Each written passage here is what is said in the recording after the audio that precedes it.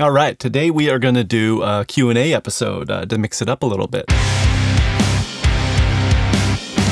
If you're not familiar with what I do, I co-host two podcasts. I've got one called The Self-Recording Band. We teach bands how to record themselves to a professional degree, and that is kind of the sort of thing that I also teach on this channel a lot. But I also have another podcast called Your Band Sucks at Business, and that one is to help bands navigate the music business. So wanted people to ask the questions on there so that I could answer them in a video on YouTube. We're going to talk about some very cool things today. There's going to be topics like how to book your band at festivals and get an agent and that kind of thing, as well as navigating if you should focus on becoming a professional kind of engineer or producer and like learning those skills versus just focusing on your instrument. There's going to be topics about label shopping, releasing new music tips, miking tips, lots of stuff. And if those things sound like they're up your alley, do click subscribe so you can follow along. Let's jump into these questions. So first up, we'll go with I Love Digital's question.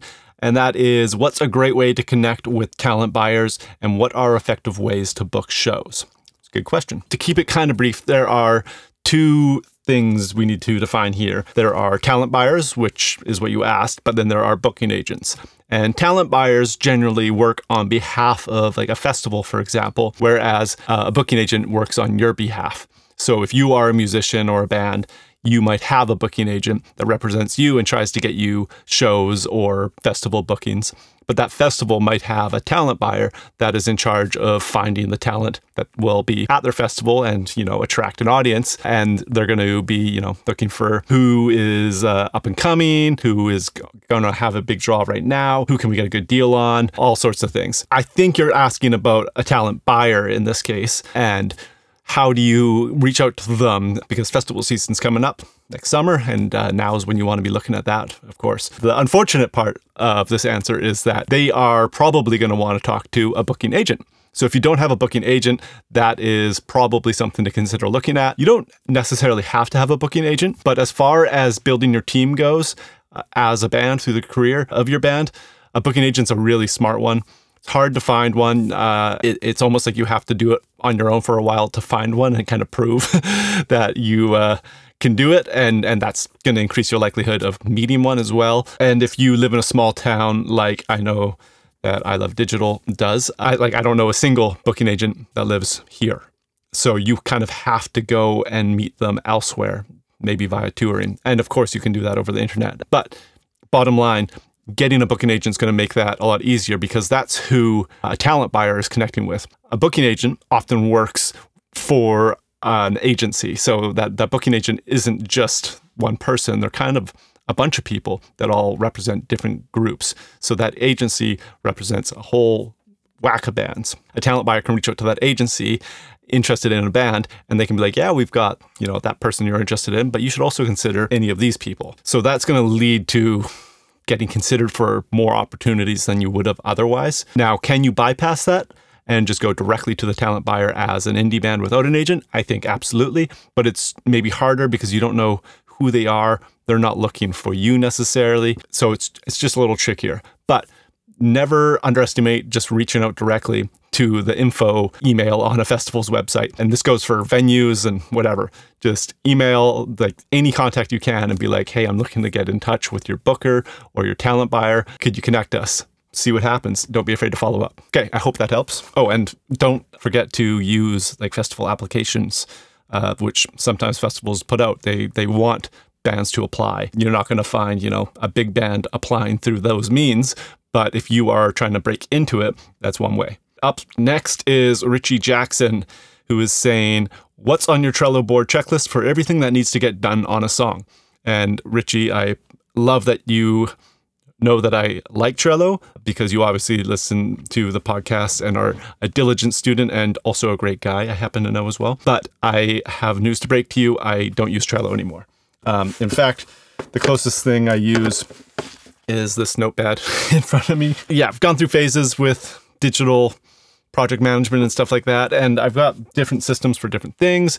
But to answer your question more specifically, for keeping track of a song and the recording project, I'm a big fan of just the whiteboard on the wall. So I liked a whiteboard on the wall that had just lines going down and lines going across, and you have songs going one way, instruments going the other. And as you finish one thing, you draw a picture in one of those boxes. It's just kind of a fun way to do it, I found, because each person gets to draw some goofy little image, and that could get pretty hilarious by the end of it. But it's also really easy just to glance at and be like, oh, we're making progress. That's still left. Let's just do that right now. Or, you know, I'm getting kind of burnt out on guitars. Maybe we can just jump over to auxiliary percussion boxes and get those done. It's just simple. It works. No need to overcomplicate it. If you want to be a little more detailed, you can even write notes inside of the boxes and get rid of those and then color it in once you're really done. But I think a big macro look at the project is a beneficial way to go about it. Trello is an awesome app. So not knocking Trello. I just don't use it anymore. Tea break.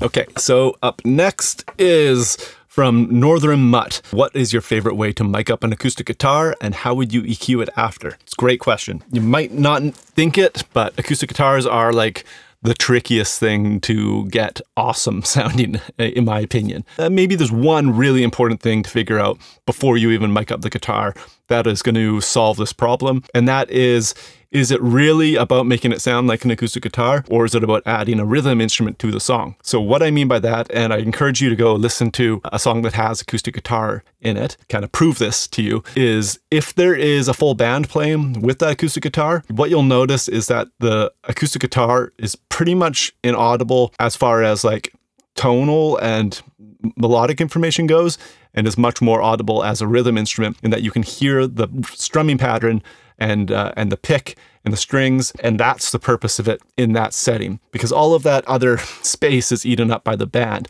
So if you try and have like the big low end of the guitar present with all of those other instruments, it doesn't work very well. Now on the flip side, if you are recording a song that is very acoustic guitar centered, you have to make sure you've got this big, beautiful sounding guitar. So you might see a lot of tutorials suggesting that you mic up an acoustic guitar with a really nice large diaphragm condenser or something like that, maybe a stereo setup, and that can be fantastic and yeah, will definitely sound lovely. But if you're doing that and then shoving it into a really dense like rock song or something where there is a full band, it's kind of actually going to just work against you. And I would prefer to use something like an SM57, usually throw it kind of at the body joint where the neck meets the body of the acoustic guitar, aimed inwards a little bit. And that gives me like a mid-range heavy guitar that really articulates the strumming pattern. And that in the mix to me sounds pretty much perfect. If you want that bigger, fuller sound, yeah, maybe kind of same position, but a large diaphragm condenser, maybe an ORTF or a Bloomline kind of setup, that's going to yield a more like pleasant, full sounding acoustic guitar. But again, I think a lot of people try to do that without thinking that they don't really need all of that bass information. So like just a 57, quick and dirty, it's going to be awesome. Who's next? This one is from Solar Lunar, and they are asking, any tips on releasing new music for a new project? A vague question, Adam. I know who this is, but I like it because I know that you've got your new project and new music coming, and it's great. So this one's too vague to go deep on, but if I was doing that myself, starting a new project from the ground up right now, I would probably be looking at a platform like YouTube in trying to build an audience for the long term and completely avoiding things like TikTok and Instagram, where it's like instant fast food content, where you just have to constantly feed it and it churns through it and you never see that person that liked your video again. That is a good way to get an ego fix. But if you're trying to build an audience that's interested in what you're doing and your craft, I think it's kind of a waste of time, in my opinion. I'm sure somebody totally disagrees with me, but things like YouTube and podcasting, for example, they tend to build deeper connections with people. People get to know you a little bit better. You get to explain ideas more thoroughly in long form content, and you end up, you know, connecting. They can reach out to you or vice versa. You can offer them something. Real connections end up happening, and it's just more valuable. That, I think, is the long-term way to build a successful music career, is by building an audience. And the fascinating thing is that you don't even have to have a YouTube channel about your music. If you're just like really passionate about something else, like for example, here we go. I'm into wildlife photography and I watch other wildlife photographers and videographers on YouTube. And there's a few of those guys that I think are so darn cool that if they were also pitching me their music in their videos about wildlife photography, I would 100% check it out. And if I liked it, yeah, why wouldn't I be listening to it? I am so stoked on these people and their YouTube channels. So that is just a cool angle where you don't have to bleed your band dry and make like a year's worth of YouTube videos talking about the inspiration for the 4 songs you've got recorded. That's not going to work. You have to figure out a long, sustainable thing that you're really into. You have to like it. So if you don't like doing YouTube and you don't like podcasting, I don't know if you can pull it off because it's so much work. You have to love it. Yeah, I hope that helps. Good luck. Okay, and Ryan is from, he asked, what is your favorite track you've ever recorded? And he is from the band Daedon, which is, if you've watched any of my videos, the rock song that goes under, like over my intro graphic, that's them. And actually, that's got to be one of my favorite songs I've ever recorded. I love that song. It's so freaking fun, and I'm happy with how it came out, and the mix and the band was killer. Yeah. I'm going to give it to you. Up next is That Villain Luke's question for, I'd love to know more about growing a fan base remotely, like Spiritbox did, but as a new band. I think that goes back to my previous answer to Solar Lunar's question about using long-form content to build a more meaningful, lasting connection. So Spiritbox is obviously a very successful metal band.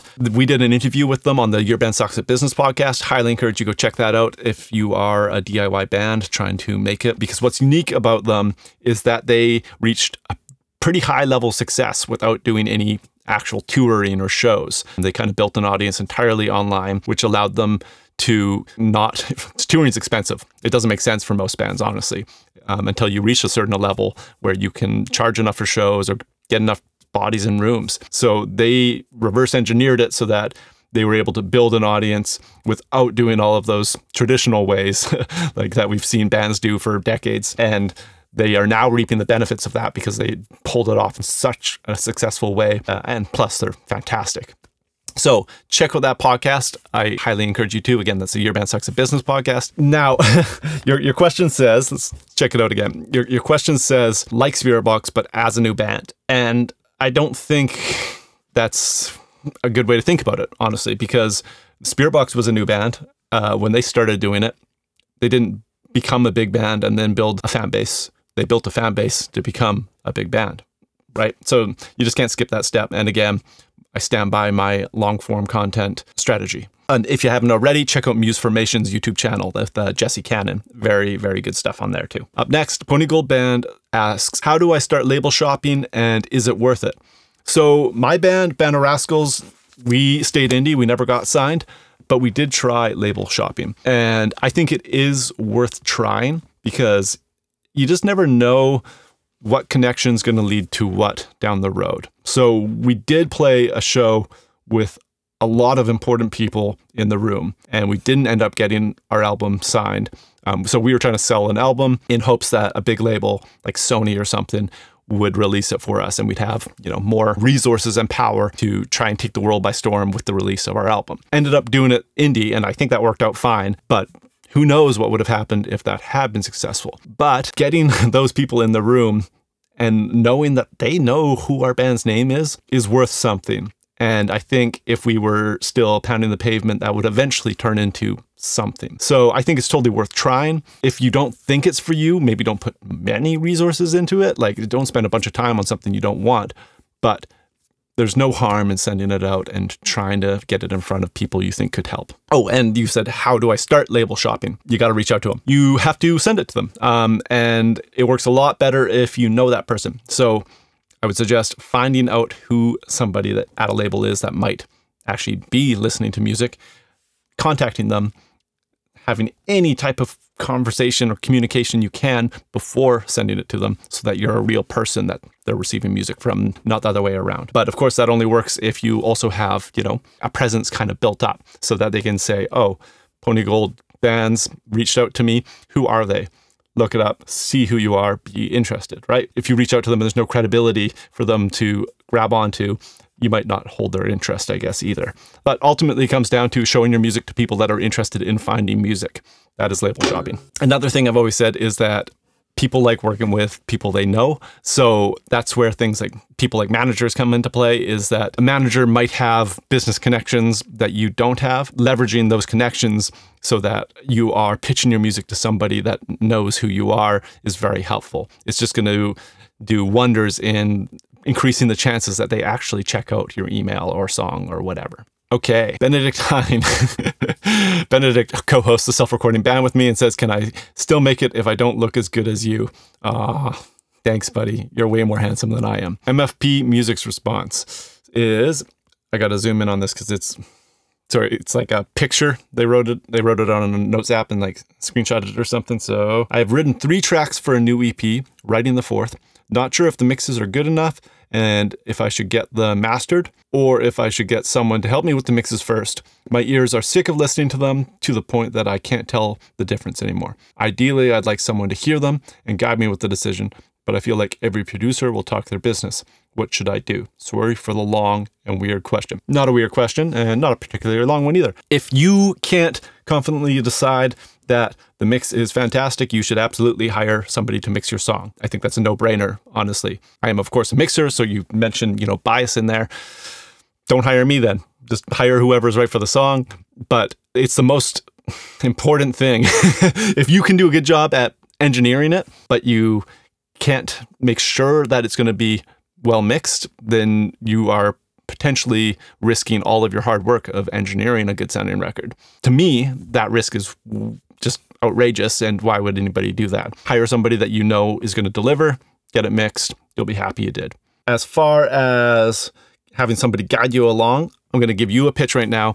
There's a link down below for the Self-Recording Band's coaching program. And if you sign up for that, you get a one-on-one coaching program that teaches you how to record very efficiently. And it's just an awesome tailor-made program that helps people level up their recording skills, right? In that case, you're hiring somebody whose job is to help you, not to get you to hire them to produce their song. So maybe that's an avenue to consider.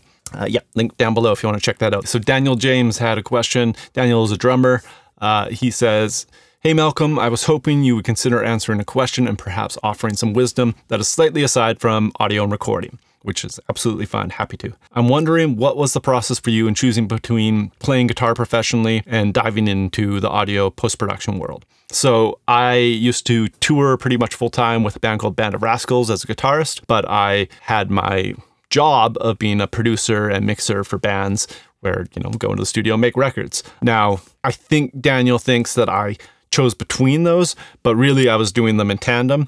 And then when the band went on hiatus, I just put all that time into recording. But keep going on his question. I find myself in a situation where in my heart of hearts, I want to be a working drummer, but so much of the way of our industry pushes me towards lots of practicality and whether it's possible to really sustain that on its own. I've been following the SRB podcast for a year or so, and I really love learning this stuff, and I've been immensely enjoying the bits of recording I've done and building acoustic panels to make my room sound good. Good call, man. But I don't know if I'd be spreading myself too thin and just having more gear and less work in that arena kind of thing. Okay, I'm gonna have to start answering these as we go because there's so many. So yeah, I think the first question was did I make a conscious decision, be like, all right, I'm gonna go into being a producer instead of a performer? And yes and no. I didn't plan to just do one or the other. That kind of eventually just kind of happened on its own. But I did decide to go into music production as a job because A, I loved it. B, I thought I was good enough to do it. And C, I, long story short, got injured at a previous job and was like, screw this. I'm just going all in on music. That all led to it happening. Okay. On to the next part of your question. Would you be spreading yourself too thin by investing in all the recording stuff and trying to do that, which is going to take away from your practicing as a musician and being able to tour? It gets tricky, honestly. Touring well, working with these bands, I had an interface that I would set up in the hotel room or backstage and headphones on the plane, just trying to get work done. It is super tricky, and I don't know if it would have worked if I didn't like it as much as performing, which I think I did. There's part of this creative recording process that I like just as much as being on stage. Maybe not quite as much. Being on stage at a good show, pretty unbeatable. But I like it more than I liked rehearsals. I liked it more than I liked sitting in the RV on the way to the next gig. For me, it wasn't really a sacrifice to do the recording side of things. And there's clever ways to do it without maybe spreading yourself thin financially. To some extent, you're like, there's definitely investment to be made. For me, for example, I do all of my mixing and mastering out of this room, and I can do some tracking here and have, but primarily, like if I was doing drums, I was renting a larger room. This is called the mothership model, where you just rent a large studio when you need it. So there's Silverside Sound down the road from me. I could just book one of those rooms for a couple days, go knock off the drum tracks with them, and then we could finish the record here or set up a studio somewhere else or whatever kind of thing. It just kept costs down. I didn't have to buy tons of crazy drum mics and more channels and all of the things that come specifically with drum recording. That worked out really well for me. You're a drummer, so I get wanting to just have those things. So you could also do, you know, probably provide like remote session drumming. You know, somebody calls you up or emails you from anywhere on the world and says, I want drum tracks. You can do it. I get that. For me, not a thing. So you're just gonna have to weigh that on your own. Okay, next part of your question. Do you feel like the location, the quality, and the size of your city's music industry was advantageous above somewhere smaller like Brisbane, Australia, for example? Okay, so Brisbane is a lot bigger than where I live, as far as I know. If I look it up, here in Brisbane's population is 2.28 million, whereas the population of the entire island I live on, which is a really big island, is 864,000. I don't know how accurate this is, but under a million, where if I look at the city of Victoria, population of Victoria, BC, 92,000. That is the only city that really has any kind of music scene on Vancouver Island. So no, I don't think we had an advantage there. Changing my answer. We did have an advantage because we could be big fish in a small pond. And that actually was very helpful for us because it allowed us to leverage that position, which may have been harder to make happen so quickly in a bigger market like, say, Toronto, Canada. With Victoria, very quickly we were able to develop an audience and then be able to pack a room, and that served as like our little nest egg generator. So if we were going to do a tour and we needed funds, we could slam a show there, make a bunch of money, and then use that to get us to the next town that had an audience. Because in Canada, there's also like 8 to 12-hour drives between everywhere. So and a lot of those places are, you're just stopping because you have to stop somewhere, so you might as well play a show, but it's going to be a terrible show. So that was super helpful. So I guess I think it being a small market actually helped us. I hope that helps you. And I think we got one more. Lucas asked me, have you ever wrote a press release / had an episode on it? He's asking if the podcast has had an episode on it. I'm not sure if we have, but we've got a magazine wanting one for our show, and I quite frankly don't know what the hell to do. So he means like got asked for a press release and doesn't know what to provide. And this is where a publicist really earns a lot of their money because, yeah, that's something that no musician wants to do. No musician wants to sit down and write a press release and put together graphics into it and stuff like that. So publicists are awesome for that. But on the flip side, it's probably totally something you can do. You might be able to get away with just writing up some kind of description for the show or release or whatever it is that you're promoting. But also, I think if you are getting that question and you are working without a publicist, you just got to pretty much not be afraid to ask what they actually need. So in the case of this publication, asking you for a press release, just be like, would be happy to. Could you just kind of describe or show me an example of what you're looking for so that I can make that happen? They're going to be fine with it. Don't sweat looking like you don't know what's going on. No biggie. Yeah, I'm really happy that we covered like managers, booking agents and talent buyers, and publicists all in this one Q&A. That's sweet. I think we'll wrap it up there. Thank you very much. I hope you enjoyed this. If you have more questions, maybe plop them down below in the comments, or maybe I'll do another Q&A episode sometime soon. Thank you very much. Please do subscribe if you got any value out of this. Help me grow the YouTube channel. So appreciated. And I'll see you on the next video. Bye.